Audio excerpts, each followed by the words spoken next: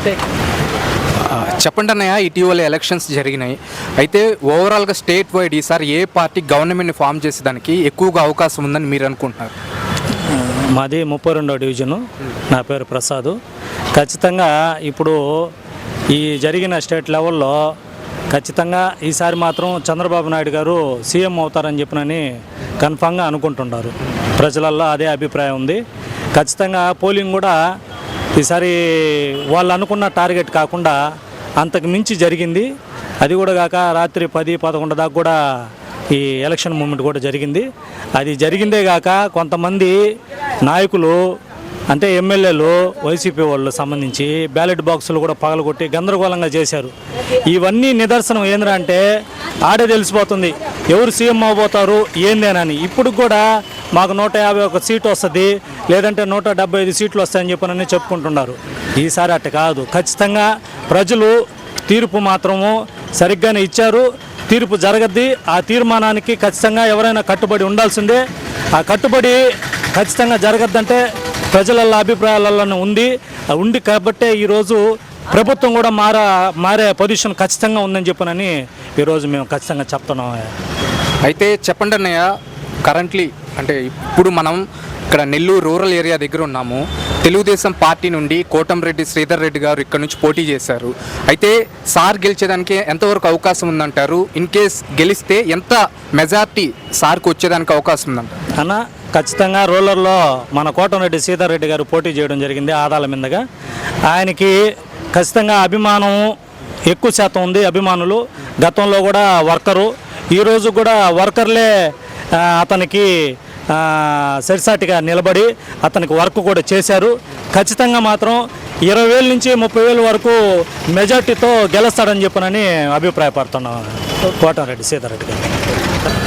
చెప్పండి సార్, రీసెంట్గానే ఎలక్షన్స్ జరిగాయి కదా, అయితే ఈసారి ఓవరాల్గా స్టేట్ వైడ్ ఏ పార్టీ గవర్నమెంట్ ఫామ్ చేసేదానికి ఎక్కువగా ఛాన్సెస్ ఉన్నాయని మీరు అనుకుంటున్నారు? అవును, ఈరోజు ఉన్న పరిస్థితులను బట్టి, ఎందుకంటే ఎడ్యుకేషన్ ఉన్నారు, ఎంప్లాయ్మెంట్ లేకపోవడం కొన్ని కారణాలు, కొద్ది ఇన్ఫ్రాస్ట్రక్చర్ కూడా ఆలోచిస్తున్నారు. కాబట్టి ఎడ్యుకేటర్సు, మెచ్యూర్డ్ మైండ్స్ వీళ్ళందరూ కూడా డెవలప్మెంట్ కోరుకుంటున్నారు.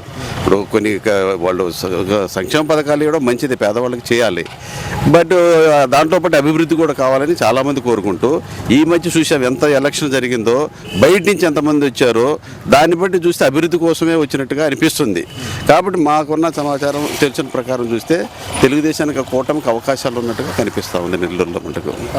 అయితే చెప్పండి సార్, నెల్లూరు సిటీ సంబంధించి నారాయణ సార్ పోటీ చేశారు కదా తెలుగుదేశం పార్టీ నుండి, సార్కి ప్రత్యర్థిగా ఖలీల్ గారు వైసీపీ పార్టీ నుండి పోటీ చేశారు. వీళ్ళిద్దరిలో ఎవరికి ఎక్కువగా అవకాశాలు ఉన్నాయి? మెండుగా ఉన్నాయి. నారాయణ సార్కి మెండుగా అవకాశాలు అయితే ఉన్నాయి నెల్లూరులో. ఏంటి సార్ కారణం ఏంటంటే లోకలు అంటే ఆల్రెడీ లాస్ట్ టైం ఓడిపోయాడు, మార్జిన్లో ఓడిపోయారు. అందులో ముగ్గురు పోటీ కలిసి చేస్తున్నారు కదా, ముగ్గురు కలవడం వల్ల కొద్దిగా ఇన్ఫ్లుయెన్స్ ఉన్నాం. అంటే ఆయన కాలేజీలో చదివిన పిల్లలు ఉన్నారు, ఇవన్నీ కూడా కలిసి వస్తాయని మేము భావిస్తున్నాం. ఖచ్చితంగా విన్ అయితే నారాయణకి ఇక ఉండొచ్చు 100%. ఎంత మెజార్టీ రావచ్చు సార్ సార్కి? మెజార్టీ అంటే మేము 30 పైన ఉంటుంటాం అనుకుంటాం, 30 నుంచి 50 దాకా ఉండొచ్చు అనుకుంటున్నాం మేము. ఎక్స్పెక్టేషన్ పబ్లిక్ అనుకున్నది ఇది కూడా ఖచ్చితంగా ఉంటుంది. Okay sir, thanks. ఈసారి ఓవరాల్గా రాష్ట్ర వ్యాప్తంగా ఏ పార్టీ అధికారంలోకి వచ్చేదానికి ఎక్కువగా అవకాశం ఉందని మీరు అనుకుంటున్నారు? తెలుగుదేశం వస్తుందండి ఒకటి. రెండోది వచ్చేసి 150 సీట్లు పైన వస్తాయి, గ్యారంటీగా వస్తాయి. ఇంకేం చెప్పాలా? అంటే ఏంటన్నయ్య మీరు అంత బలమైన నమ్మకంతో చెప్పడానికి గల కారణం ఏంటి? తెలుగుదేశం అంత భారీ మెజార్టీతో గెలుస్తుందని పెద్దవాళ్ళు ఏమంటారంటే నాటిన వాళ్ళకు అంగన్బింగా అంటారు. ఆ విధంగా అన్ని పథకాలు ఆయన పెట్టేశాడు. మన రాష్ట్రమే నాశనం చేసేసి అమ్మేసి గందరగోళం చేస్తున్నాడు. కాబట్టి ఆయన రాలేడు. నాకు అంత నమ్మకం ఉంది. కాకపోతే తెలుగుదేశం వస్తుంది. అది చెప్పండి. అయితే ఇక్కడ నెల్లూరు రూరల్ ఏరియా నుంచి కోటంరెడ్డి శ్రీధర్ రెడ్డి గారు తెలుగుదేశం పార్టీ నుంచి పోటీ చేశారు. సార్ గెలిచేదానికి ఎంతవరకు అవకాశం ఉంది? 150 సీట్లు వస్తాయండి. 150 సీట్లు గ్యారంటీగా వస్తాయి. అయితే శ్రీధర్ రెడ్డి సార్కి ప్రత్యర్థిగా ఇదే నెల్లూరు రూరల్ నుంచి Adala Prabhakar Reddy sir YCP party నుంచి పోటీ చేశారు కదా, సార్ పరిస్థితి ఎలా ఉందంటారు? సార్ పరిస్థితి మనం చెప్పలేము. అవసరం లేదు. ఎందువల్లంటే నాటిన వాళ్ళకి అంగన్బింగా అంటే ఎగిరే వాళ్ళకి ఇది ఏంది అది దానికి ఏమంటారు ఇంటి ఎదాళం ఉంటుంది అది సైడ్ అయిపోయిందంట. ఆ విధంగా పథకాలు చాలా పెట్టేశాడు కాబట్టి ఆయన అన్ని రాష్ట్రాలన్నీ అమ్మేస్తున్నాడు. ఆయన రాలేడు. గౌతమ్ రెడ్డి గ్యారంటీకి వస్తాడు.